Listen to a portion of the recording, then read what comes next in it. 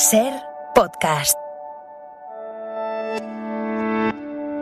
Hola, soy Bruno Alemán y esto es Play Fútbol, el podcast de fútbol internacional en el que te hablamos del juego. Yo era de los que tenía ciertas dudas, por qué no reconocerlo, con Vincent Kompany. Me parecía que el banquillo de un gigante mundial como es el Bayern merecía algo más que un entrenador que acababa de firmar un descenso en Inglaterra con el Burnley. Y ya sé que el consejo de Guardiola pesó mucho en la directiva del club de Baviera y que el Burnley de Kompany deslumbró en la segunda categoría inglesa la temporada 2022-2023 con una propuesta táctica innovadora y con un fútbol muy atractivo. Lo fue tanto que en Play Fútbol le quisimos dedicar un espacio con Paula Carbonell para explicar que ahí había un entrenador interesante. Pero insisto, es que estamos hablando del Bayern, de un club que se autoexige siempre ser campeón alemán cada año y como mínimo pelear por la Champions. Pues bien, he querido esperar a decirlo tras su primer traspié a nivel de resultados. El Bayern empató a 1, ya lo sabéis, contra el Leverkusen. Y ya puedo decir que me gusta bastante, me gusta mucho el Bayern de Vincent Kompany. Es verdad, insisto, que empató, pero dominó el partido de principio a fin. Era la primera gran prueba a nivel táctico y creo que Kompany la superó con creces. Dejaron escapar la ocasión de aumentar la diferencia con los de Xabi Alonso, sí, pero su presión en campo rival fue impresionante. Por cierto, siempre ponemos el foco en los errores que cometen jugadores propensos como Kim o Upamecano, y cuando lo hacen bien también hay que decirlo. Espectacular el partido de los dos centrales, yendo a morder a campo rival, lejísimos de la portería de Neuer, ganando duelos y en definitiva ganándole claramente la partida a futbolistas del talento y la capacidad física de los Boniface, Wirtz o Terrier. Y Musiala estuvo sensacional entre líneas y Kimmich volvió a llevar, como él sabe, la batuta y Pavlovic dio continuidad a todo y Michael Olise sacó su talento a pasear en algún tramo del partido. De hecho, hay que decirlo, Olise es una de las grandes noticias de este nuevo Bayern. A sus 22 años y en su temporada de debut en Alemania, suma 5 goles y 3 asistencias en 7 partidos. Produce directamente más de un gol por partido.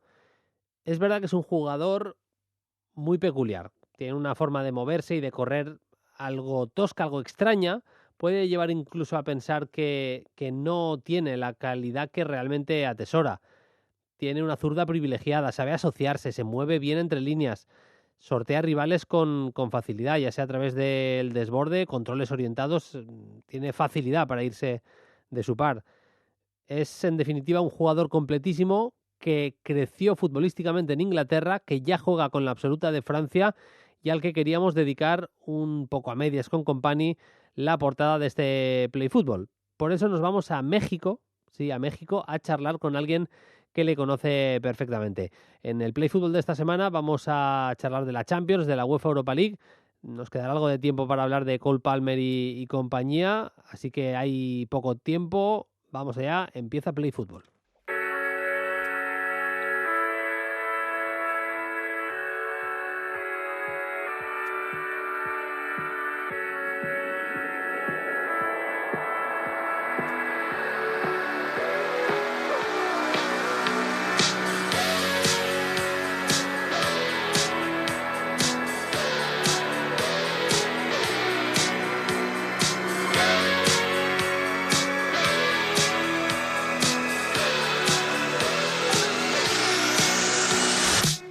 Vamos allá con un nuevo episodio de Play Fútbol. Vamos a hablar un ratito de Michael Olise, lo habéis entendido bien. Nos vamos a ir hasta México. Allí, entrenando a Tigres, está Veljko Paunovic. Hablábamos hace unos meses con él de la generación que entrenó él de futbolistas de Serbia, que fueron campeones del mundo juveniles. Hablamos del fútbol en Serbia y ahora lo tenemos entrenando otra vez en México. En este caso a Tigres, vienen de victoria y están en buen momento. Veljko Paunovic, ¿qué tal? Muy buenas. Hola, muy buenas. ¿Qué tal? Supongo que contento con la última victoria y en un momento importante, ¿no? Para ti, retomar la actividad como entrenador y ahora mismo con esa victoria supongo que contentos. Sí, sí, desde luego que siempre, ganando siempre uno cumple las expectativas y por lo tanto puede seguir con los procesos en un equipo que tiene mucha ambición, un gran club y bueno, estamos de momento haciendo las cosas como estábamos planificando y seguir en con humildad y trabajo, seguir esa línea para conseguir los objetivos. Pero bien, muy, muy contento de momento. Nos alegramos, evidentemente. Te hemos llamado también para hablar un poquito de Michael Olise, que nos está encantando. Ya sabíamos que tenía muchísima calidad, pero su adaptación al Bayern está siendo realmente buenísima. Y claro, a mí no me da la vida para acordarme que Michael Olise explota en su última temporada en el Reading, justo en la que estás entrenando tú al club inglés. Se dio que contigo en el banquillo acabó de despuntar y de hecho es ese año el buen rendimiento de Michael Olise esa temporal que fuerza su traspaso al Crystal Palace, Belko.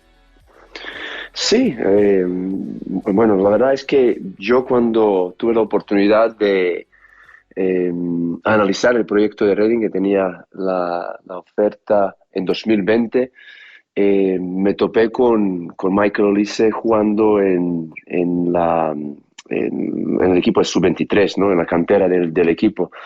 Y descubrí prácticamente todo lo que estáis descubriendo todos los aficionados y amantes del fútbol ahora.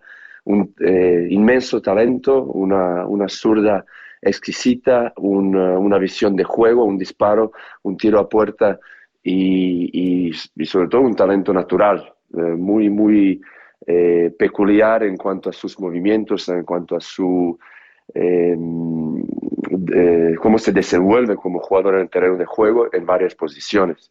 Michael para mí, una vez que cuando lo vi desde fuera y vi cuando empecé a trabajar ahí, vi lo que él podía ofrecer más, fue la verdad es que un gran, gran reto, porque el chico también el equipo venía de unas temporadas un poco difíciles y como siempre en esos momentos falta confianza, falta que la gente crea en algo, en algún líder. Pero yo le iba ofreciendo y le iba siempre comunicando bien con las expectativas y lo que queríamos cumplir con él, ¿no? Para que él cumpla sus objetivos también dentro del grupo, ¿no? Y fue, la verdad es que una experiencia muy agradable porque pasamos por varias fases. Él jugó 40 y pico partidos esa temporada, Uh-huh. marcó 7 goles, dio 15 asistencias, pero me recuerdo que cuando empezamos a trabajar con él, junto con mi cuerpo técnico, le presentamos un proyecto para él donde buscábamos desarrollar su potencial con objetivos claros, ¿no? Y de esto ya técnicamente hablando es más trabajo de entrenador puro y duro, uno a uno con el jugador, mejorar sus giros, mejorar su disparo, convertirlo en un jugador especialista a balón parado, porque con esa zurda ponía el balón donde él quería, donde nosotros también le guiábamos para hacer alguna jugada. O sea, la verdad es que muy agradable para mí trabajar con él, igual que con otros chicos que también he tenido y sigo teniendo y descubriendo por mi carrera como entrenador. Él estaba ya en el club, en el Reading, antes de que llegaras tú, pero el salto definitivo lo da contigo en el banquillo. ¿Cómo ocurrió, Belko? Mira, sinceramente, él venía de varios lugares donde no, en las canteras, él era un talento prodigio, digamos, en Inglaterra en ese momento, porque él también, como saben, él juega con la selección francesa, o sea, él escogió jugar, tenía el derecho de jugar para los dos, estuvo en las categorías inferiores de Inglaterra y luego saltó al Francia, justo en esa época cuando nosotros lo entrenamos. Pero venía en Inglaterra de varias academias donde no cuajó por alguna otra razón y acabó en Reading. O sea, iba en algún momento un poco delicado de su carrera. En Reading, desde luego, cuando reciben un talento que viene de las academias de Premier League, pero Reading también tiene unas instalaciones y estaba considerado en ese momento categoría 1, que en Inglaterra es como la academia de primer nivel. Eh, él, bueno, vino a Reading como el proyecto exactamente para sacar el máximo posible rendimiento y luego provecho, porque también contaré esto, el club en ese momento estaba embargado, estamos en una situación muy difícil. La primera temporada hicimos una gran campaña, pero al final de la temporada tuvimos, por el problema del club, tuvimos que dejar ir algunos jugadores. Dejar ir, me refiero, en caso de Michael Olise, era ejecutar la cláusula que Crystal Palace lo hizo, de 8 millones de libras, para un poco aliviar lo que el club estaba pasando económicamente en ese momento.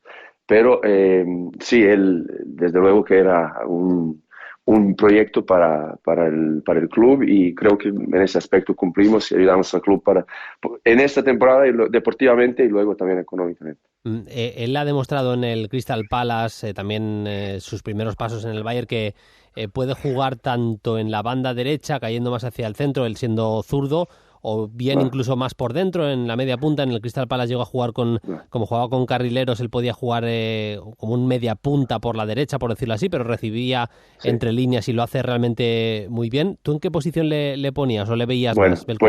pues mira, me alegro mucho de que preguntes esto. Dentro del proyecto que yo le presenté en una presentación, yo siempre hago esto, analizo mucho. A los 8 partidos que lo tuve jugando, perdón, o 18 partidos, primeros 18, o sea, primera parte de la temporada en Inglaterra, hice un corte y dije, mira, Michael, vamos a ver tu rendimiento. Y le enseñé que cuando arrancaba, o sea, con los datos, todo con los datos. Cuando yo jugaba en 4-2-3-1 en Reading, entonces cuando lo poníamos por la derecha, él arrancaba desde la derecha, se metía para adentro, tenía el pase de rompimiento al área, tenía tiro o tenía un cambio de orientación con el otro extremo. Y de esa manera generó más goles y más asistencias. Creo que en ese momento andaba con 3 goles y unas 7 asistencias. Después, jugando, yo lo ponía por debajo del delantero a veces, jugando desde ahí, tenía más asistencias, pero pocos goles. Y donde tenía pocas asistencias, pero pocos goles, o sea, ningún gol, pero alguna asistencia, es cuando yo lo cambiaba de banda, por alguna razón, y metía muchos centros desde ahí. Tenía asistencias, pero no tenía goles. Entonces yo dije para mí, Michael, arrancas desde la derecha y si no encuentras por medio, si no encuentras el tiro, si no encuentras un pase o una pared, en el medio sigue hasta final y mete un centro o bueno, busca la jugada, ¿no? Entonces yo le hacía esa diagonal y él me rindió mucho ahí. Y la segunda parte también mejoró el rendimiento y acabó con lo que les dije antes, ¿no? Pero él puede jugar, desarrollarse en cualquiera de estas posiciones. Cuando juega con media punta, a él le gusta también bajar como 6, que a mí no me gustaba porque ahí con 18 años que tenía, se ensalzaba y quería tirar un caño enfrente de nuestra área, y a veces se salía y a veces no. Y luego, como los ingleses son estudiosos y trabajan muy bien, cuando hacía esto y el arbitraje permite mucho más el contacto, entonces le ponían una marca y alguien que le hacía contacto que a él no le gustaba, y eso era, no le gustaba cuando él tenía una marca fija. Y como decía, los árbitros no te pitaban las faltas. Él muchas veces se paraba, cuando le separaban del balón, se paraba, y eso llevaba a unas transiciones no deseables, ¿no? Por lo tanto, eso era la mejora que buscamos en él, para que cuando baje tenga soluciones y no arriesgue en esas, digamos, en esas fases de construcción de juego muy cerca de nuestra portería. Pero bueno, todo lo que estoy comentando es que trabajamos mucho porque él tenía mucho que ofrecer. Se nota que ha sido un proceso que ha llevado a Michael Olise a convertirse en el jugador que es ahora. No sé si has tenido opción de ver algo de él, aunque sea highlights que se ven ahora en el Bayern, y sobre todo dónde está su techo, porque se ha puesto a jugar con gente que se asocia al nivel de Harry Kane, de Musiala, y es que claro, se está viendo el jugador completísimo que es, porque lo que decías, mete envíos al área peligrosísimos, tiene grandísimo disparo, se sabe mover entre líneas, recibe bien y se gira bien entre líneas, es que tiene visión de juego para meter último pase filtrado también. Estamos hablando de un jugador muy muy completo y para mí se está demostrando que no le viene grande el Bayern, al contrario, de hecho es que tiene una competencia brutal. Hay jugadores en posición igual o parecida como Gnabry, como Coman, futbolistas como Thomas Müller de su experiencia, y está demostrando que está para competir como mínimo al mismo nivel que los otros, y no incluso mejor. Mira, Bayern es otro animal, digamos, ya comparado a Reading y a Crystal Palace.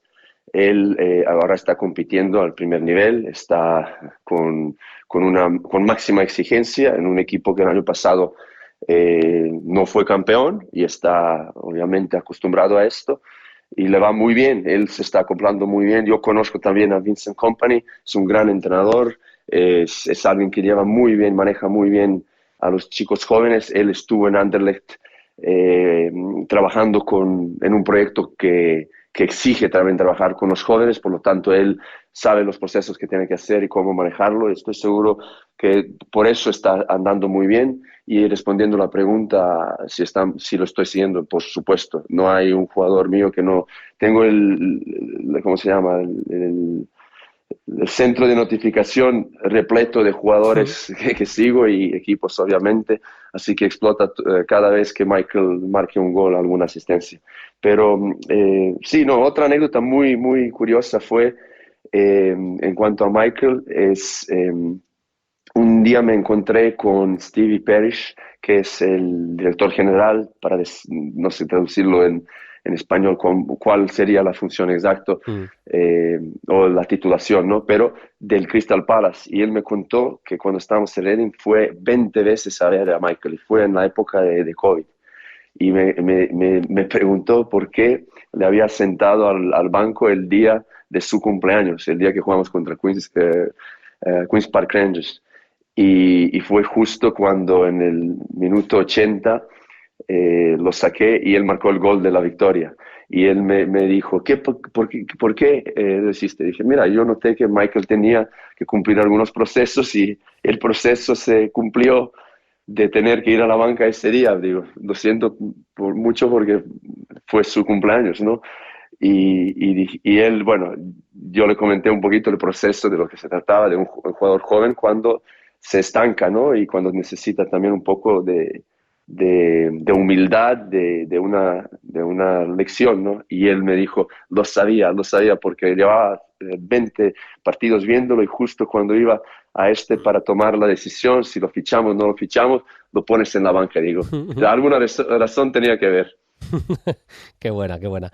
Belko, ha sido un placer como siempre charlar contigo. Hemos desgranado un poco anécdotas, los inicios de Michael Olise, esa temporada en la que explota, cómo trabajó Belko Paunovic. Muchas veces no atendemos, somos incapaces o no nos llega simplemente la información, la historia de algún momento clave en la trayectoria de un futbolista. Yo creo que nos ha aportado bastante luz. La clave está en el talento del futbolista, eso es una evidencia, claro. Pero ese talento necesita un acompañamiento y aquí hemos entendido cuál fue el acompañamiento clave en la carrera y en ese salto futbolístico de Michael Olise. Belko, que te vaya muy bien el resto de la temporada con Tigres, mucha suerte, un abrazo y gracias por atender a Play Fútbol. Igualmente, gracias a ustedes.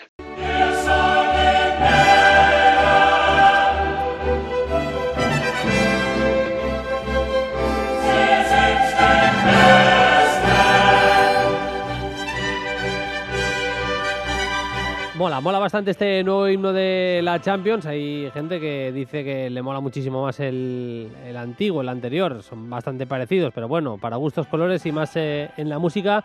Vamos a analizar cómo llega esta segunda jornada y partidos muy interesantes y evidentemente pendientes de los equipos españoles. Os vamos a contar lo más peligroso, lo mejor que tiene cada uno de los rivales de los 4 equipos que se van a enfrentar a Barça, Real Madrid, Atlético y Girona en esta jornada 2 de esta fase Liga de la Champions. Aritz Gabilondo, ¿qué tal? Muy buenas. Hola, ¿qué tal, Bruno? Muy buenas. Por ahí anda también José David López. Hola, David, ¿cómo estás?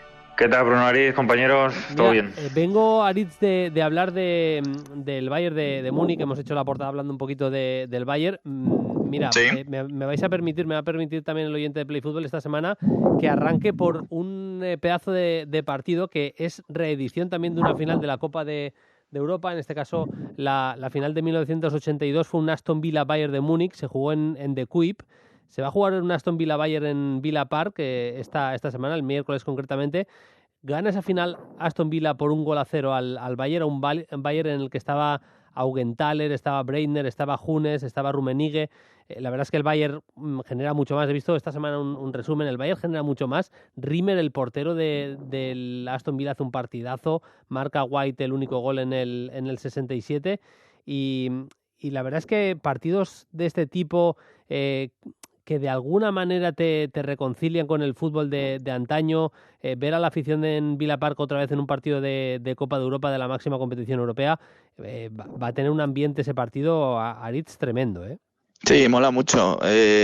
Son décadas las que han pasado para ver al Aston Villa, incluso décadas de penuria, ¿no? Porque ha estado en divisiones muy alejadas de la Premier por momentos, ¿no? Un equipo que es gigante. Yo he estado allí en las instalaciones y he estado en Villa Park y la afición y, bueno, Birmingham, la propia ciudad, que es una de las más grandes de Reino Unido, pues te hacen ver la dimensión que tiene, ¿no? Y me parece que ese proyecto encabezado por Unai Emery pues tenía como objetivo estar en la Champions. Lo han conseguido, de hecho, bastante antes de lo que creo que muchos podían pensar, ¿no? Y la verdad es que recibir en ese primer partido europeo de Champions en casa a todo un Bayern de Múnich pues va a ser espectacular. Ya no solo por el plano emotivo, simbólico, histórico, sino también por el futbolístico, porque creo que son 2 equipos que han arrancado muy bien la temporada y pueden prometer un partido muy interesante. Hay que decir, David, que es la segunda vez que va a jugar la máxima competición europea Aston Villa. Bueno, si no me equivoco, la tercera, ¿no? Porque la ganó, al año siguiente jugó. Ha jugado 2 veces la Copa de Europa y la ha ganado una, porque tiene 7 ligas, pero 5 de esas ligas que tiene Aston Villa las ganó esto es heavy, las ganó en el siglo XIX, quiero decir. 18 no existía el fútbol todavía. Pero la otra liga que tiene, la siguiente, es de 1910. Y luego gana la Liga de 1981, que le permite jugar la Copa de Europa 81-82, que es la que acaba ganando. Por eso digo que el partido es histórico para toda la afición de Birmingham, ¿eh? Sí, total. Luego jugó en la 82-73, si no me equivoco, lo eliminó la Juve, claro, en aquel momento, ya muy cerca de la final también. Bueno, aquel partido que tú decías, evidentemente, nos retrotrae a que en otra época este equipo era gigantesco. En otra época este equipo era uno de los que verdaderamente generó un impacto importantísimo, ya no solo en el fútbol inglés, sino también a nivel europeo. Se quedó solamente con ese recuerdo y el mero hecho de volver a vivir noches de ese tipo le da un cáliz importantísimo a lo que es la noche. Yo también he estado en Birmingham, he estado en Villa Park y siempre recordaré que a mí me encantan los estadios que parecen todavía retrotraernos a otra etapa. Y vosotros me conocéis físicamente como soy yo. Bueno, pues yo tuve que entrar de lateral al estadio de Aston Villa, porque si entraba de frente no entraba por los tornos del estadio. Y era yo, o sea, y yo veía allí a unos bestias de hinchas ingleses que sufrían para meterse. Bueno, eso que es muy incómodo dentro de un partido y dentro de lo que es un estadio, le da un toque que demuestra que es otro fútbol, otra manera de entenderlo todo. Y verdaderamente el ambiente que se genera en Villa Park es perfecto, así que me alegro muchísimo y sobre todo se lo merece, porque el club lo ha hecho muy bien, porque dentro de la línea de malgastar millones que hay en la Premier, y hay muchísimos equipos para sacar ahora mismo aquí una lista eterna, pues Emery ha sabido conjugarlo todo muy bien y se lo merece. Y qué menos que hacerlo encima con el Bayern, que le retrotrae al mejor día de su historia. Vaya. En lo futbolístico, además, un doble pivote ya muy establecido con Onana y con Tielemans, en el que es Tielemans el que lleva un poco más la manija del equipo, jugadores en punta como Rodgers y Watkins que le dan mucho, Durán también cuando sale desde el banquillo. La verdad es que mola bastante este Aston Villa, a pesar de que ayer se dejó 2 puntitos con ese empate ante Ipswich Town, y el partido pinta que va a ser divertido porque contra el Bayern, vamos, se van a ver ocasiones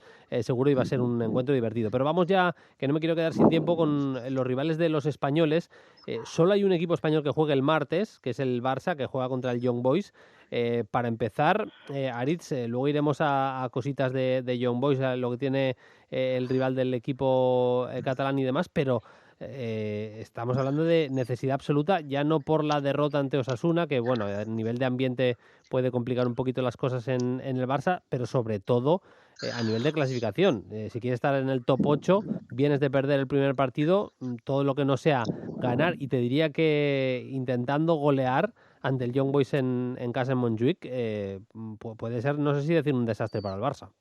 Sí, sí, absolutamente. Fíjate que este nuevo formato de la Champions te da margen de 7 partidos, incluso perdiendo el primero, para poder rehacerte, ¿no? Pero una segunda derrota ya sería, yo creo que letal, teniendo en cuenta que el Barça, pues seguramente en los siguientes 6 partidos que quedarían se podría dejar algún punto, ¿no? Ya con -6 respecto a los grandes favoritos para ese top 8, me parece muy difícil poder remontárselo, ¿no? Y bueno, son esos partidos que en casa, yo lo dijimos el día del sorteo, yo creo que el Barcelona fuera de casa tiene rivales correosos, complicados, lo vimos el día del Mónaco y lo vamos a ver en sucesivos encuentros, y en casa no puede fallar el Barça. Es verdad que viene de una derrota en Pamplona, que hubo muchas rotaciones de Flick, que incluso digamos que se pasó de frenada en cuanto a modificar el equipo que también le estaba funcionando, pero también pienso que mucho de eso tenía que ver con este partido de Champions, porque efectivamente, igual que lo pensamos nosotros, el técnico alemán es consciente de que un empate incluso puede ser un resultado catastrófico para el Barça. Ya que estamos con el Barça, vamos a seguir por ahí.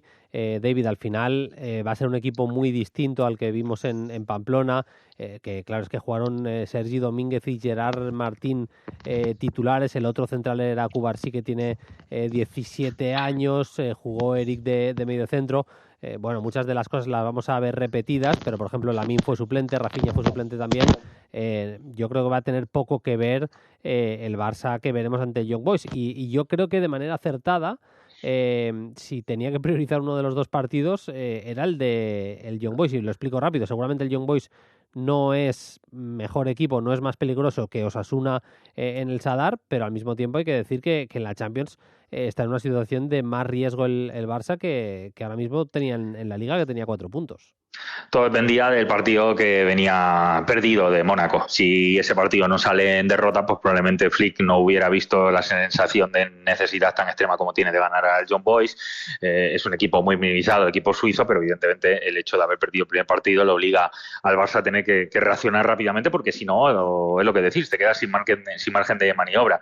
Bueno, yo sigo pensando que el Barça, con tantísimas bajas, Dani Olmo, Fermín, Gavi, De Jong, Christensen, Araujo, Ter Stegen, evidentemente todo esto se tiene que notar a gran escala. Por muy bien que hayan ido los resultados, pues se nota que el equipo, evidentemente, en el momento que le agregues todos estos ingredientes, va a ser mucho más equipo. Viene bien para foguear a los chicos, pero verdaderamente la situación de Champions, jugándote todo por el todo, pues ya se puede anhelar más. Sin embargo, a mí me parece que el Young Boys es el rival ideal para que no crezcan más dudas, para que no nazca ni siquiera la interrogante, y para que te venga un equipo al que puedas ganar francamente bien, que no va a saber defender muy bien abajo, por más que le va a dar la pelota en todo momento al Barça, que tiene 2 jugadores altos arriba, pero que como no va a tener posesión, pues ni siquiera seguramente va a poder transitar mucho. Y que no nos engañemos, Bruno viene en un momento verdaderamente malísimo, no solo porque fue goleado el primer día, sino porque en la Liga Suiza, de 12 equipos que hay, en 8 partidos, van penúltimos. Es decir, están en un momento tremendamente negativo. Vienen de perder contra el Grasshopper. A mí en ese partido contra Aston Villa me gustó bastante Ugrinic, que a balón parado es bastante peligroso, se movió bastante bien entre líneas, una especie de 4-2-3-1. Presionaron bastante arriba, pero yo creo que tiene que ver con que jugaban en casa, era el primer partido contra el Aston Villa. Seguramente veremos al Young Boys de manera distinta en ese segundo partido por el hecho de jugar no solo contra el Barça, sino hacerlo fuera, hacerlo en Montjuic. Vamos con el segundo partido de los españoles, mirando al calendario. El siguiente es el miércoles, pero es por la tarde, 7 menos cuarto, en ese horario de tarde, ese primer horario. Va a jugar el Girona contra el Feyenoord. La derrota fue muy cruel ante el Paris Saint-Germain, pero yo creo que fue justa en la primera jornada, Aritz, y creo que es clave este segundo partido contra el Feyenoord, que no llega nada bien, por cierto, tampoco, ¿eh? No, no llega bien, empató el otro día 1, viene de, tú lo has dicho, de recibir también una goleada muy dura frente al Leverkusen en la primera jornada y bueno, la verdad es que analizando ese partido, el Leverkusen todo lo que llegó en el primer tiempo fundamentalmente lo metió, o sea que estaba bastante parejo, pero la pegada del equipo de Xabi Alonso se acabó imponiendo, pero bueno, igual, ¿no? De lo que veníamos comentando, yo creo que el calendario es tan complicado del Girona, compitió francamente bien en París y se llevó esa decepción del gol en el último instante prácticamente que ahora ya pues tiene que sacar los puntos y especialmente como local. Es una fiesta, en realidad es un partido para disfrutar, ¿no? Para darse cuenta de dónde está el Girona, contra qué clase de equipo está jugando, contra un gigante del fútbol neerlandés y bueno, a ver qué versión da del Girona, que evidentemente pues está notando mucho las ausencias de jugadores importantes respecto a la temporada pasada, pero yo sí que estoy viendo que jugadores que han llegado como sustitutos poco a poco están empezando a entrar en el carril y en el buen camino que quiere Michel con ellos. Seguramente es una lástima, los aficionados del Celta que nos estén escuchando, que me entiendan. Me encanta ver al Celta, pero pensando en el Girona en Champions, esa victoria ayer en Balaídos contra el Celta le hubiera dado una moral que el equipo ahora mismo no tiene, no está con confianza, aunque se enfrenta a un buen equipo que es el Feyenoord, pero que, como decíamos, David, llega mal, está a 11 puntos del PSV, es verdad que tiene un partido menos, ha jugado un partido menos que el PSV, pero a 11 puntos del que es el líder. Es una distancia que a mí se me antoja ya complicada de limpiar, pero bueno, tienen futbolistas, a mí la defensa no me convence tanto, pero en el centro del campo jugadores como Zerruki, Juan el coreano que lo han firmado, Quinten Timber, el hermano del futbolista del Arsenal, arriba Paixão, Santi Jiménez, es verdad, Santiago Jiménez no está pasando seguramente su mejor momento, pero yo creo que el Feyenoord tiene equipo para rendir en Liga Neerlandesa bastante mejor de lo que lo está haciendo.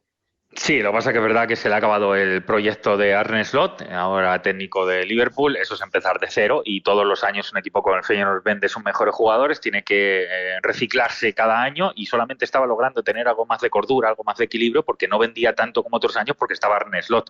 En el momento que se ha marchado el técnico, entra Priske, el danés, que no tiene todavía demasiada experiencia en clubes top. El otro día, por ejemplo, empata con el Nijmegen Megal, estuve viendo el sábado por la tarde, partido muy flojo con 7 jugadores nuevos en el 11 inicial, es decir, es un equipo completamente nuevo que no tiene nada que ver con lo que era el año pasado y que además tiene bajas clave, porque no está Stengs, que es jugador clave en el centro del campo, porque no está Harman, uno de los laterales, Newcop, el otro lateral, tampoco está, y sobre todo, lo decía lo de Santi Jiménez, se ha lesionado esta semana, la semana pasada, de hecho, para 3 meses, con lo cual no va a estar en el primer tramo de esta Champions para el Feyenoord, y eso sí que es una baja de las que le duele muchísimo. Así que en un equipo que está completamente nuevo, se ha venido abajo, no están llegando resultados, es el momento para que Girona verdaderamente reaccione, porque el Feyenoord, más allá de que tiene toda la animosidad de ir adelante, es un equipo que concede mucho, y yo creo que en un partido de mucha ida y vuelta, al final el Girona tiene más. Y para el horario de las 9 de la noche tenemos los partidos de los dos del derbi de ayer, tanto Atlético de Madrid como Real Madrid. Es un Benfica Atlético de Madrid, tiene que viajar el Atlético a Lisboa, viene el Benfica Aritz de ganar por 5-1 contra Gil Vicente, un equipo que cambió de técnico, destituyeron a Roger Schmidt, ha vuelto Bruno Lage al equipo. Y bueno, bien de ese 5-1 en el que volvió a marcar Kerem, el equipo con dos extremos bastante que genera muchísimo, Kerem y Di María, jugó Pavlidis de delantero centro, y lo que hizo ante Gil Vicente es llenar mucho el centro del campo, con Florentino Luis, con Aursnes, con Kokchu. Yo creo que le gustó seguramente a Bruno Lage esa prueba, y para enfrentar a un equipo como el Atlético de Madrid, tener ese centro del campo tan cubierto con 3 jugadores que te dan tanto en ataque pero que también son de trabajo y curran, puede ser clave en un partido como el del miércoles.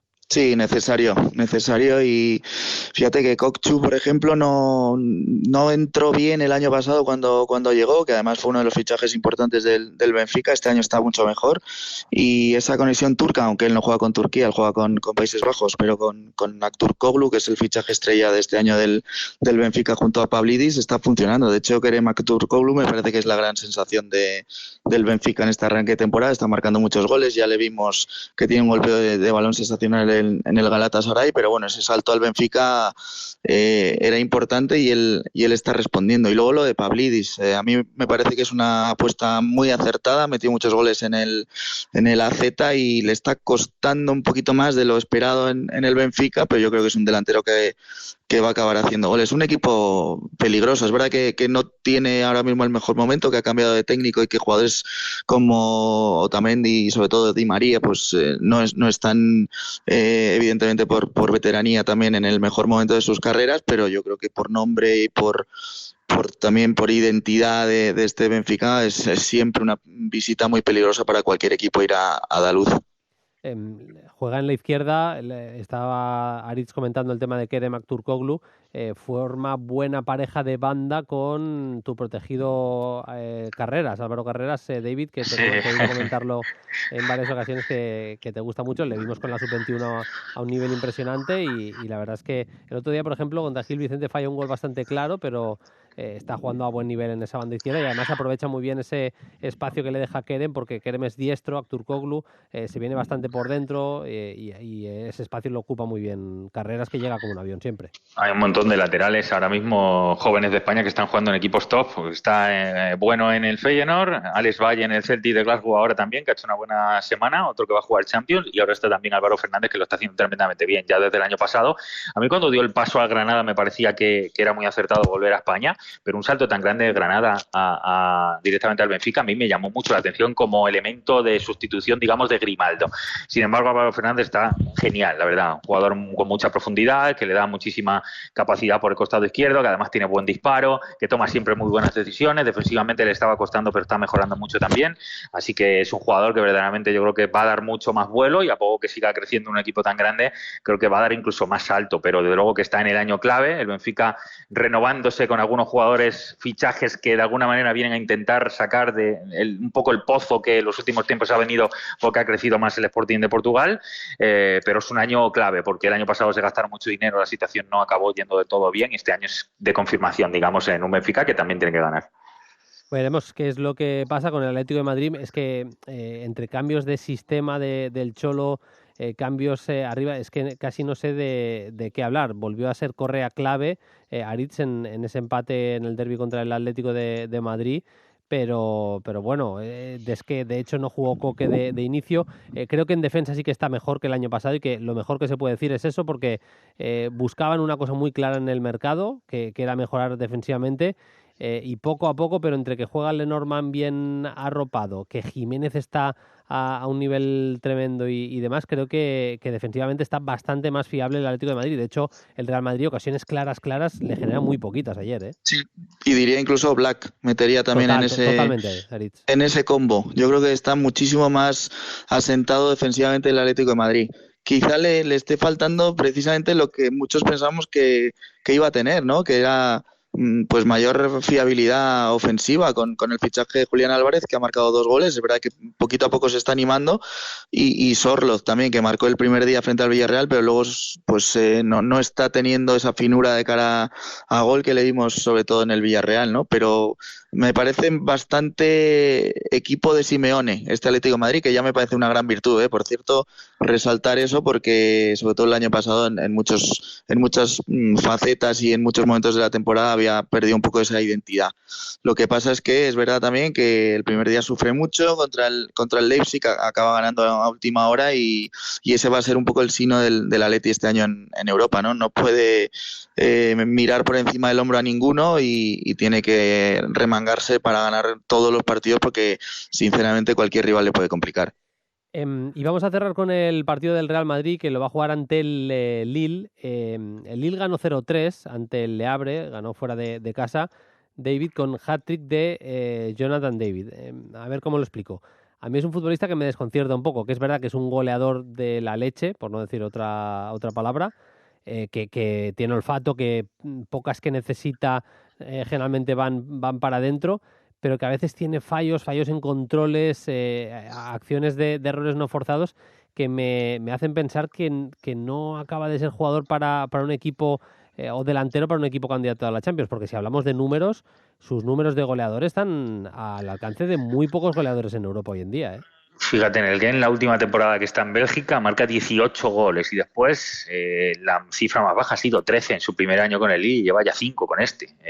5 años y 5 goles esta temporada, con lo cual evidentemente las cifras del canadiense siempre han sido buenas. A mí también me pasa algo parecido a lo que tú dices. En algún momento me ha parecido que iba a ser un jugador que iba a dar un salto tremendo porque tiene unas cualidades, además es muy atlético, muy enérgico, la verdad que el espacio va estupendamente bien, es verdad que definiendo le cuesta mucho más, pero claro, si se enchufa, evidentemente el Lille pues gana enteros para poder hacer del que para mí es el partido más importante de su historia para ellos, porque los Dogos normalmente en Champions nunca se han asentado, no han tenido ni siquiera tampoco un proyecto tan serio como el que sí que tienen ahora con Bruno Genesio, que es verdad que está trabajándose todavía porque no lleva demasiado tiempo, que tiene 3-4 jugadores que le pueden dar un extra, pero todo lo que tiene, que ya lo dijimos con Zegrova, con un buen centro del campo donde están los dos André Gómez y el veterano, seguramente... André.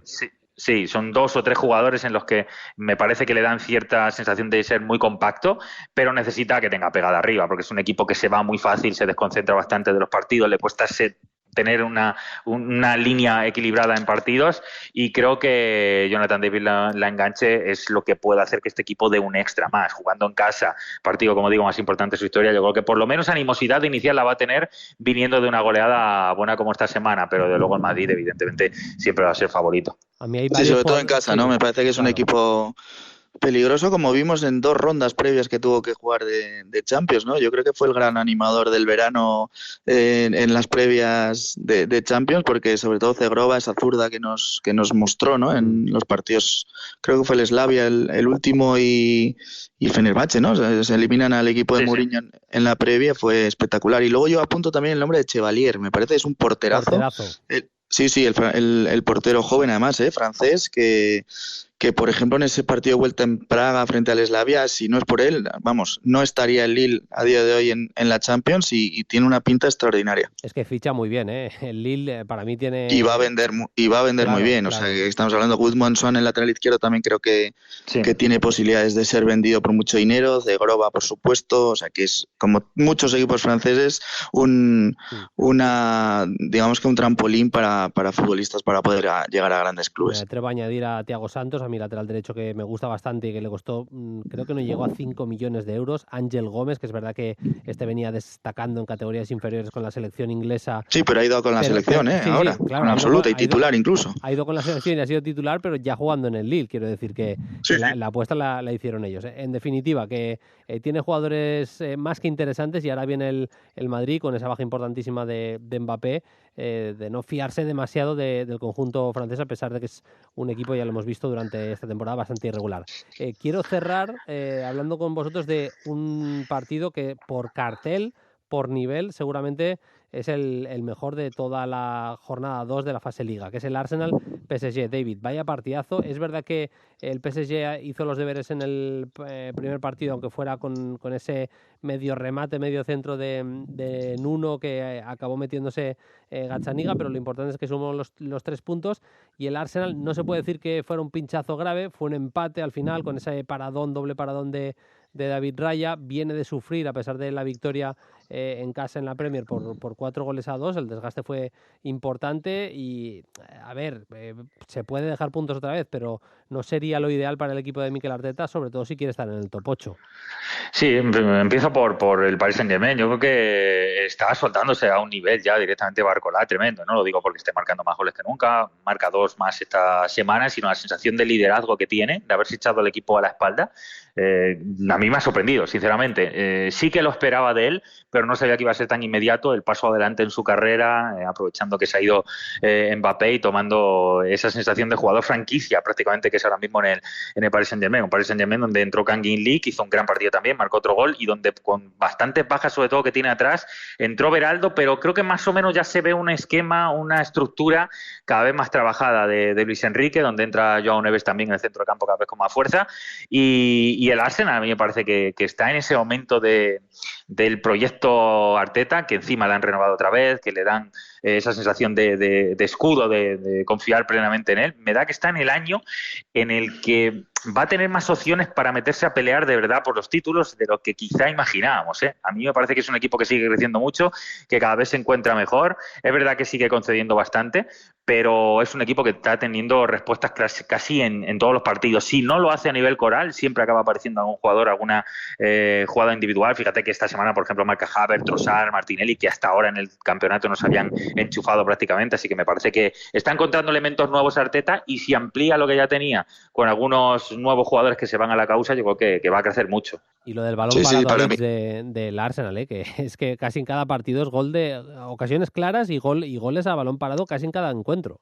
Bueno, hay que tener en cuenta que está jugando sin Odegaard, que es su jugador del centro del campo quizá más, el que más claridad tiene, ¿no? Ya lo he dicho con vosotros, yo creo que si no es la mejor pareja de centrales del fútbol europeo, está muy cerca, ese Saliba, Gabriel Magalhães, y creo que Arteta ha conseguido con Timber por la derecha y Calafiori por la izquierda, que en realidad son dos centrales que han reconvertido a lateral, aunque Timber ha jugado mucho, sobre todo en el Ajax, incluso era medio centro en muchos partidos, pero creo que le va a dar una estabilidad defensiva que es absolutamente necesaria. Y esa fiabilidad la estamos empezando a ver. El otro día, por ejemplo, el partido del Manchester City que acaba empatando a ultimísima hora con el gol de Stones, pero ya es un ejercicio de resistencia, de agonía, si quieres llamarlo así, que al que se está agarrando mucho el Arsenal, y le sale bien. El otro día, por ejemplo, contra el Leicester es prácticamente eso también, ¿no? Un partido que tenía ganado, que se le complica con el 2-2, y al final con ese arresto que Arteta evidentemente le ha dado al Arsenal, que durante muchos años últimamente no había tenido, acaba llevándose el partido. Así que estoy con David en que me parece que cada vez está más cerca de poder pelear los títulos. Ya lo está haciendo con el City en la Premier, así que no me extrañaría que pudiéramos ver a un Arsenal peleando por todo muy pronto, quizá esta temporada incluso. Tomen papel y boli, apunten el menú y elijan. Este es el menú para la jornada 2 de la Champions. Martes a las 7 menos cuarto, Salzburg, Brest, y en Alemania, Stuttgart, Sparta de Praga. Para las 9 de la noche ese Barça Young Boys y también ese Arsenal Paris Saint-Germain. Se completa la jornada del martes con un, Leverkusen Milan, también partidazo. Qué bonito. Dortmund Celtic, Inter de Milán Estrella Roja. Se va a jugar en Países Bajos un PSV Sporting, también partido interesante, y Slovan Manchester City, con el City, no voy a decir agobiado, pero ya con la necesidad de dejar atrás esos empates consecutivos y sobre todo sumar 3 puntos en Champions, porque empataron el primero. Jornada para el miércoles, histórico, como decíamos antes, ese Girona Feyenoord que se va a jugar en Montilivi, turno de las 6:45, también a la misma hora Shakhtar Atalanta, y para el turno de las 9 de la noche Aston Villa Bayern de Múnich, el Benfica Atlético de Madrid, Dinamo de Zagreb Mónaco, el Lille Real Madrid y el Liverpool Bolonia, y me quedan 2, Leipzig Juve y Sturm Graz Brujas. La verdad es que va a ser una jornada divertidísima, esta jornada 2 de la Champions. Chicos, a disfrutar de la jornada 2 de la Champions. Gracias como siempre. Un abrazo, hasta la próxima. Igualmente. Partido, chao. Tramo también para analizar lo más importante de lo que tenemos esta semana, también lo ocurrido la semana pasada, en la que inauguramos la Europa League 2024-2025. Fernando Rodríguez, ¿qué tal? Muy buenas. Hola Bruno, ¿qué tal? Una semana, la pasada, en la que tuvimos una inauguración un poco sui generis. La mayoría de equipos que pintamos como grandes candidatos no lo pasaron bien, vamos a decir, ¿eh? Sí, eso es. Es que la primera jornada de esta Europa League fue de sorpresas, porque lo que comentabas ahora, ningún favorito de los 5 o 6 que nosotros marcamos, salvo el Tottenham, consiguió ganar sus partidos. No ganó el Manchester United, que empató en casa, tampoco la Real, que empató en Niza, el Athletic y la Roma empataron entre ellos también en el Olímpico. Y bueno, sobre todo me llamó mucho la atención, ¿no? Para mí fue la bomba de la jornada la derrota del Porto, ¿no? Otro de los equipos que igual al inicio de la competición estaba llamado a estar en el top 8, en el que eliminaría ese playoff para ir directamente a los octavos, y que perdió 3-2 contra el Bodo Glimt, que a alguno le sonará, ¿no? Que ya está ganándose una fama de mata gigantes desde que le hizo el set a la Roma de Mourinho, y que le ganó 3-2 con un jugador menos. Entonces, pues esos resultados de los favoritos unidos al calendario, que ahora veremos que es caprichoso en esta jornada 2, hace que algunos de los teóricos favoritos a estar en ese top 8 ya vaya un poco obligado para sumar de 3. Auge, el futbolista que estuvo en el Milan, después de hacerlo muy bien precisamente en el Bodo, lo traspasaron al Milan, allí en Italia no triunfó y se cascó un partidazo en Europa League esta pasada semana, tremendo, para darle la victoria precisamente al Bodo. Ha sido volver a casa y volver a hacerlo realmente bien. Vamos con los rivales de los españoles primero y luego con el resto de partidos más destacados, si te parece.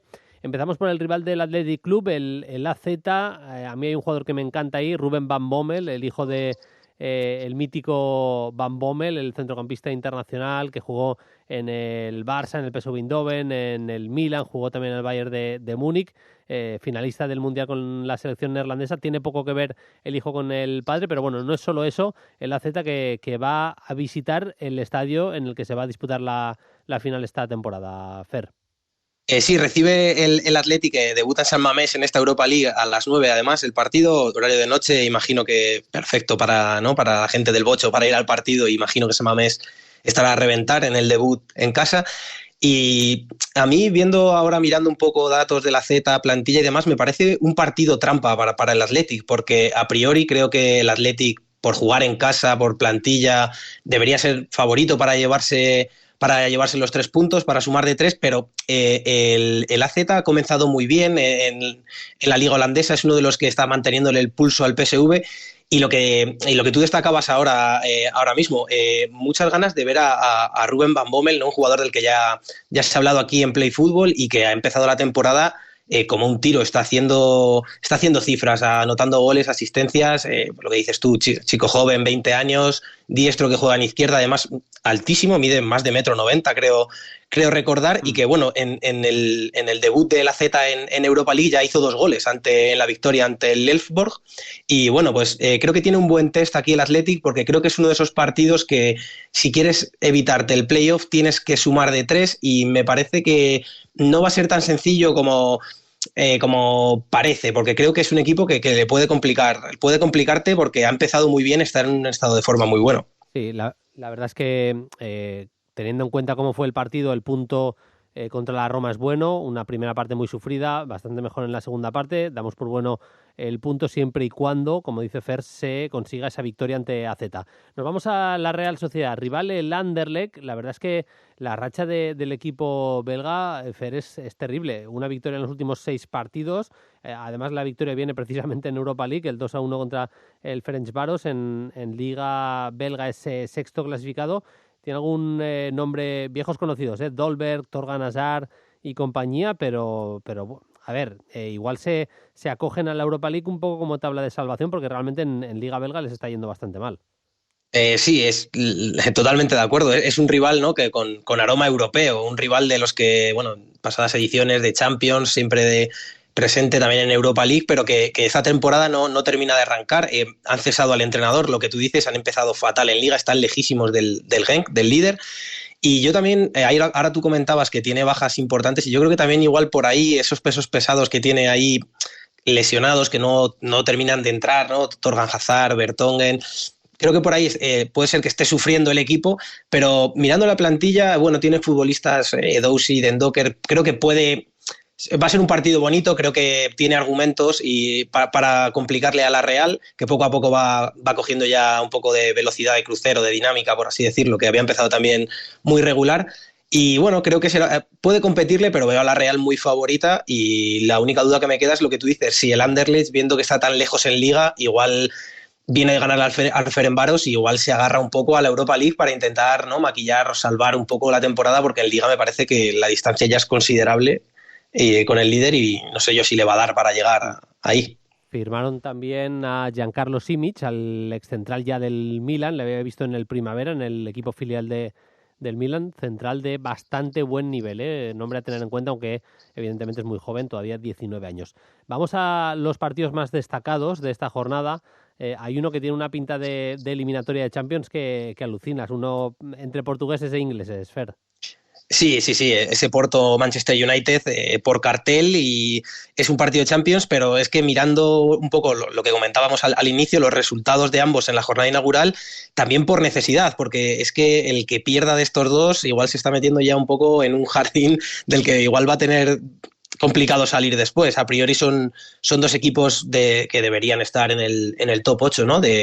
Al terminar la fase liga, pero con los tropiezos en la jornada inaugural, y si alguno de los dos no suma de 3 aquí, va a ir muy obligado el resto de jornadas si quiere evitarse esa ronda playoff, que con el debate y la sobrecarga del calendario que tenemos no es una cosa menor. Yo tengo muchas ganas de ver a Samu contra un rival, a Samu Morodion contra un rival como el Manchester United. Hay que ver qué versión da, pero el delantero ex del Atlético de Madrid está viendo puerta con mucha facilidad. Marcó el gol inaugural precisamente de esta Europa League, y tengo yo muchas ganas de ver cómo se maneja Samu contra un rival ya como el Manchester United. Está en una racha tremenda Morodion, demostrando además en Europa League que no solo las débiles defensas de la liga portuguesa pueden ser objetivo para él, que es capaz también de mojar, de marcar en Europa con el Porto, así que pendientes de lo que pueda dejar de sí en un partido como el del Manchester United.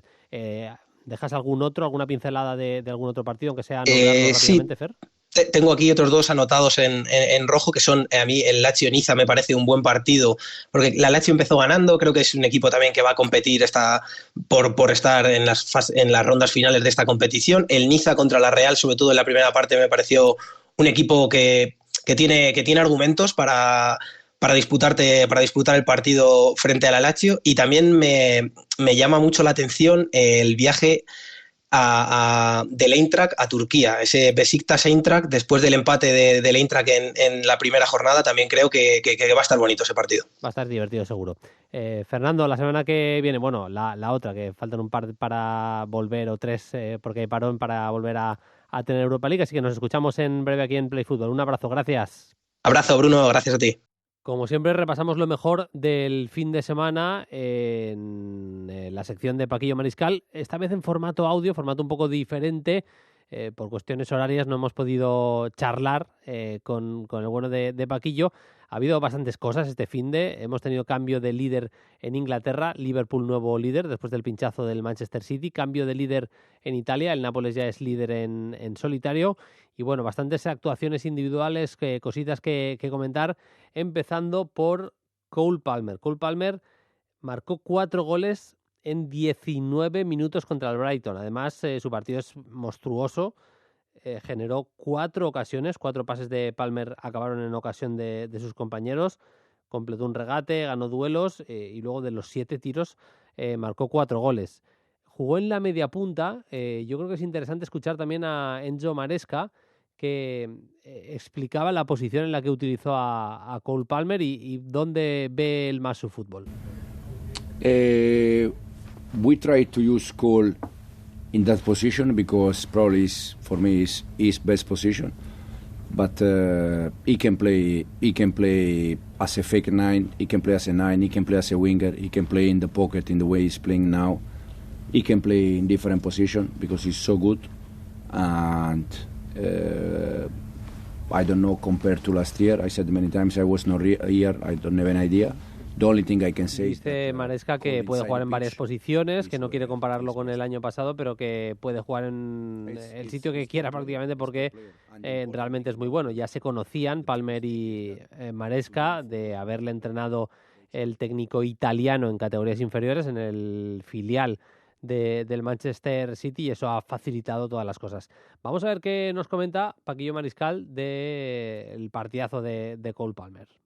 Hola Bruno, efectivamente, el grandísimo protagonista del fin de semana, yo creo que en todo el panorama europeo, ha sido Cole Palmer, por ese póker de goles, esos 4 goles en tan poco tiempo, y porque, bueno, el Chelsea va mejorando, una nueva victoria del Chelsea. El Chelsea Creo que paulatinamente Enzo Maresca está consiguiendo, bueno, pues que el equipo fluya mejor, encontrar su once ideal o cercano a lo ideal, repitiendo tanto con Palmer en la media punta como con Jadon Sancho asentado como titular, con Madueke en la derecha y con Nico Jackson arriba. Yo creo que a la espera de que vuelva Reece James, es el equipo titularísimo. Un Chelsea que es verdad que todavía le sigue costando un poco de trabajo salir jugando muy nítidamente desde atrás, algún problema más allá de Colwill, pero que con un Palmer así, bueno, un jugador que yo creo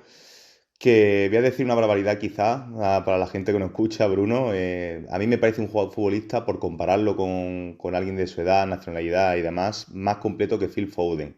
No digo que sea mejor jugador, pero sí más completo.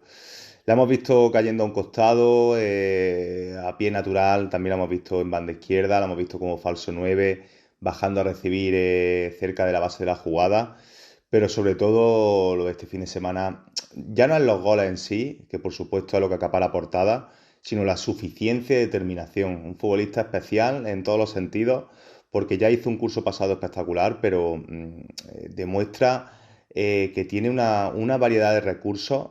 Lo vemos asociarse, triangulaciones cortas con la gente que está cerca, con Enzo Fernández, con Caicedo, con los propios apoyos de Nico Jackson. Luego lo vemos cuando muchas veces recibe, se gira y encara y va conduciendo, eliminando líneas rivales. Y luego la facilidad que tiene para sacar el disparo. Luego tiene una amplia gama, como decía antes, de recursos como cuando lanza las faltas, como hemos visto el golazo de este fin de semana, o cuando tiene que buscarse el hueco, digamos, es capaz de sacar el disparo con muy poquito tiempo y con casi siempre con el adversario encima. A mí me parece un futbolista, insisto, especial. Creo que de la camada inglesa de todos estos jóvenes, un poquito menos jóvenes, tipo Maddison y demás, a mí me parece el más completo. Porque yo creo que hay que verlo también la evolución. Yo creo que su mejor lugar, que es lo que está haciendo Maresca, es darle esa media punta, tirarlo a un costado. Yo creo que, bueno, al final le hace recibir muchas veces pegado a la cal, tiene que trazar más diagonales, tiene que recorrer más metros, pero la media punta, sobre todo con la estructura del Chelsea actual, con Madueke muy abierto a la derecha, ampliando mucho el campo, tanto a él como Malo Gusto. Y en la izquierda, ver a que está Jadon Sancho y normalmente Cucurella venía haciendo ese rol de lateral interior, un poco más simétrico, pero él siempre tiene ese radio de acción por dentro para poder, bueno, pues dejarnos actuaciones como la del pasado fin de semana. Son 6 goles y 4 asistencias ya. El curso pasado dejó números, bueno, fuera de lugar, que pensábamos que quizá era un One Season Wonder, pero que va, está contrastando que es uno de los mayores errores del City, bajo mi punto de vista, su venta. Y que, como bien decía, en línea general el Chelsea está mejorando mucho. Es uno de los equipos más en forma de Europa ahora mismo, sinceramente, aunque nadie apostamos por esto a principio de temporada y con ese overbooking de jugadores y tantísimos fichajes. Pero bueno, está poco a poco creciendo y con Cole Palmer como máxima figura. Él y Nico Jackson son los que están dándole ese empaque, ese punch y ese puntito, ese salto cualitativo, también con Jadon Sancho, evidentemente, ya en el 11 a este Chelsea. Cole Palmer, protagonista, vamos, brutal de este fin de semana. Para el segundo protagonista tenemos que viajar hasta Istambul. Allí marcó sus primeros goles con la camiseta del Galatasaray Víctor Singen, delantero, el nigeriano que sale cedido del Nápoles. Lleva 2 goles y 3 asistencias en sus 4 primeros partidos con el Galata. De hecho, había asistido ya en la jornada de UEFA Europa League, y aquí el tema es si les va a juntar bastante con Icardi o no.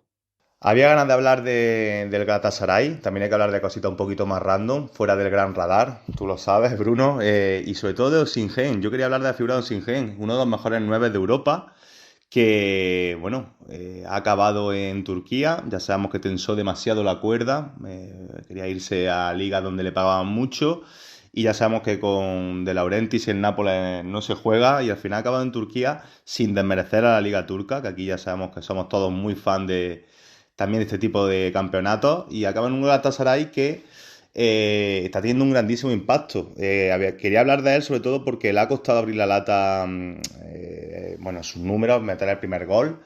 Lo ha hecho este fin de semana, 2 goles y una asistencia contra el Kasimpasa en apenas 45 minutos, porque al descanso fue cambiado. Y creo que esto es uno de los puntos que hay que hablar del Galatasaray de Okan Buruk, porque venía jugando como titular por esa pequeña lesión, esa pequeña baja que tuvo Mauro Icardi, pero es que Mauro Icardi son palabras mayores. Ha llegado Singen, uno de los 9 más importantes, insisto, uno de los 9 que pujó el PSG por este pasado verano y que podría estar en cualquier equipo top de Europa, lo sabemos todos.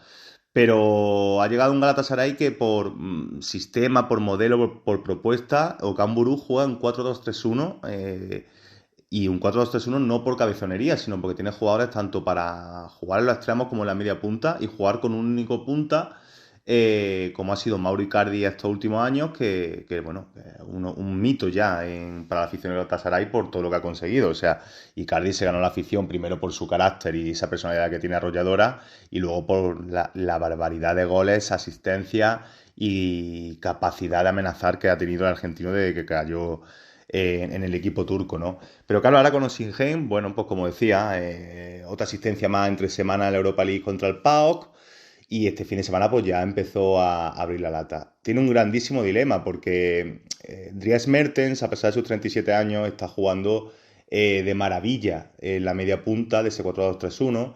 De hecho, el cambio al descanso fue entrar el belga por Osimhen.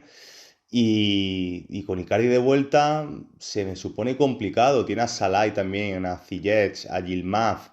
Tiene muchísima gente para jugar también por fuera de mucho talento y que tienen que darle cosas. Aquí ha llegado Guillermo Sara para la zona medular, que está dando muchísima variedad a la distribución, a la circulación de balón. Junto con Torreira, pues se está encargando de ser ese jugador organizador diferente, ¿no?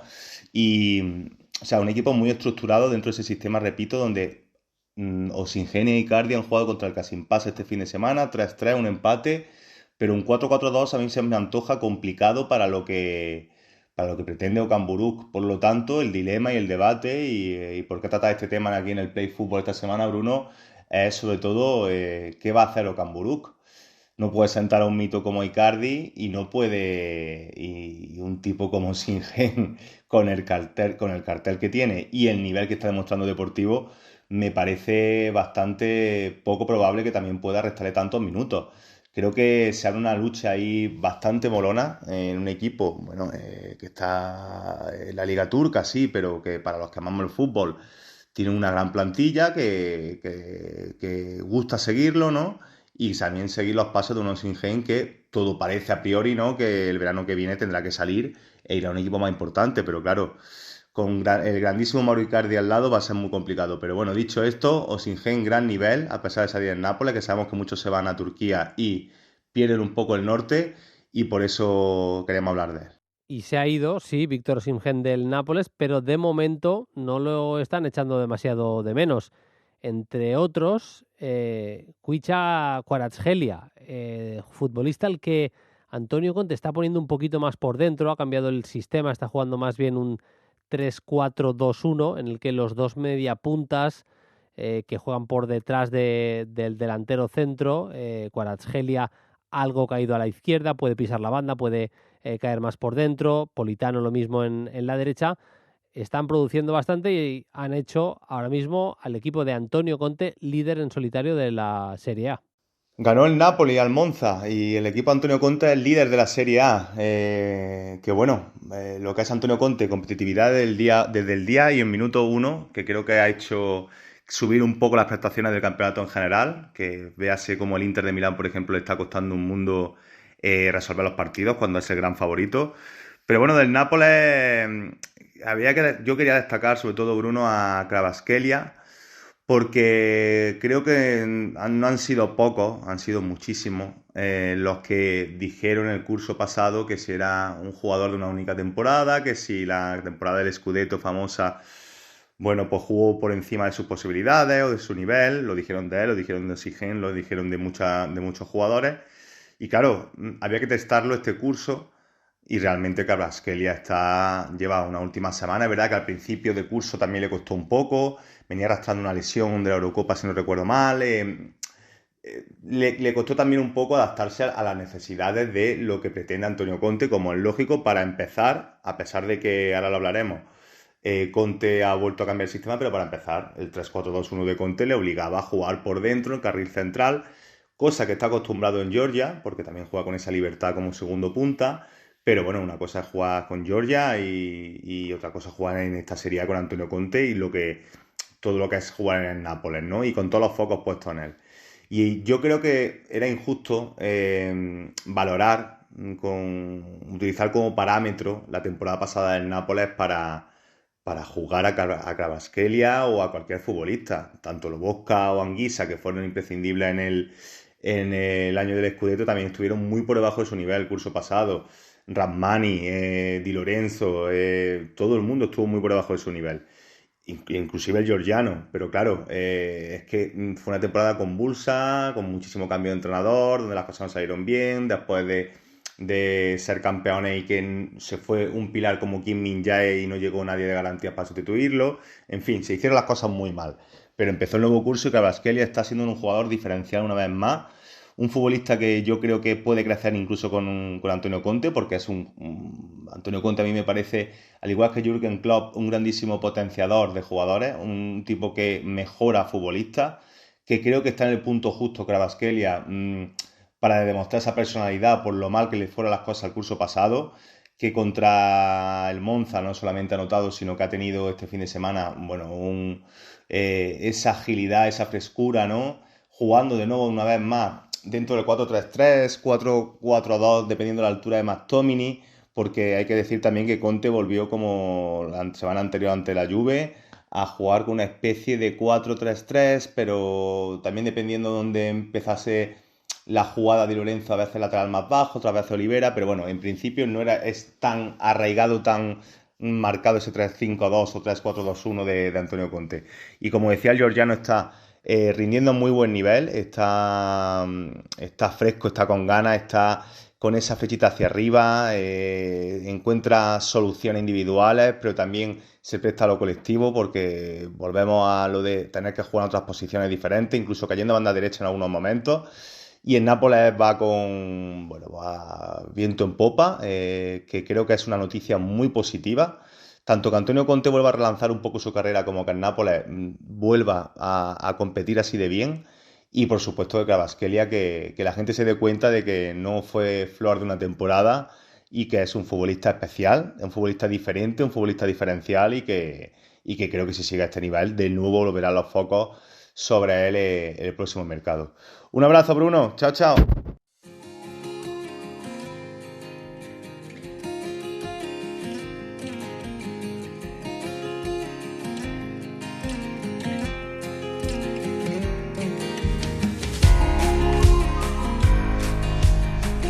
Nosotros nos vamos yendo, ya sabéis que se han disputado los cuartos de final de la Libertadores y tenemos ya definidas las semis. Se clasificó Peñarol con mucho mérito, se clasificó además eliminando a todo un Flamengo, ni más ni menos, y consiguió un 0-0 que después de la victoria en el primer partido le acabó llevando a la final.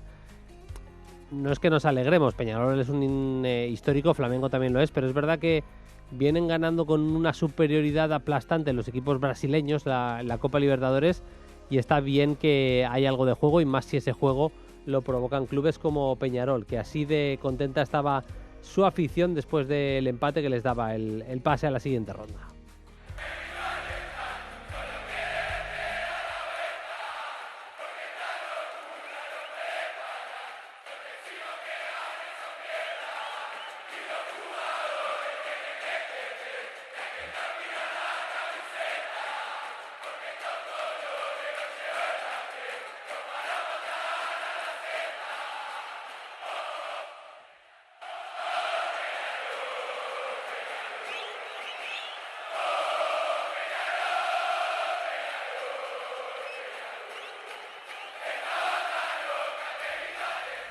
Realmente pone la piel de gallina escuchar a la afición de Peñarol, así de animosa, de animada y viviendo algo histórico, porque hacía tiempo que no lo conseguían, como esa clasificación ante Flamengo. Nosotros nos vamos, más Play Fútbol la semana que viene y evidentemente podéis escuchar en Carrusel los partidos de los equipos españoles. El miércoles el del Barça contra el Young Boys y el martes, quiero decir, y el miércoles desde el Girona Feyenoord hasta el Lille Real Madrid y el Benfica Atlético. Hasta el lunes que viene. Sed felices. Adiós. Suscríbete a Play Fútbol. Todos los episodios y contenidos adicionales en la app de Cadena Ser y en nuestros canales de Apple Podcast, Spotify, iVoox, Google Podcast y YouTube. Disponible los lunes a las 10 de la mañana. Cadena Ser. La radio.